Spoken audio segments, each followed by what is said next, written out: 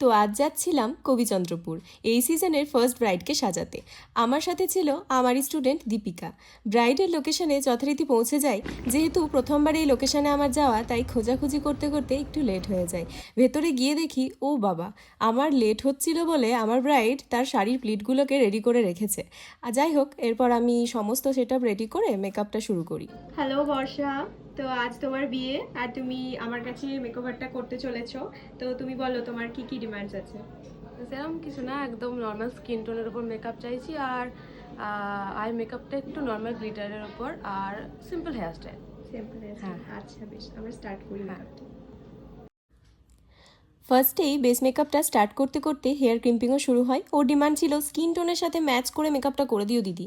এমনিতেও আমার personally dusky skin টোনে কাজ করতে ভীষণই ভালো লাগে।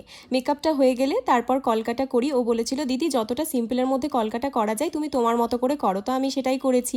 আর তারপর শুরু করি হেয়ারস্টাইল। আর এটা হলো ওর ফাইনাল লুক। আমার তো ওকে পার্সোনালি খুব ভালো লাগছিল, একদম মিষ্টি লাগছিল, লক্ষ্মী ঠাকুরের মতো।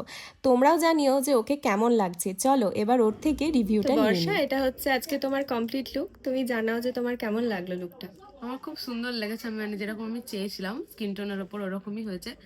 আর যেরকম সবকিছু চেয়েছি সবকিছু সিম্পলের মধ্যে খুব সুন্দর লাগছে। পছন্দ হয়েছে তো? হ্যাঁ। আচ্ছা, থ্যাংক ইউ। কেমন হয়েছে মেকআপটা? খুব সুন্দর হয়েছে, সেটা ভালো হয়েছে, দেখতেও ভালো লাগছে।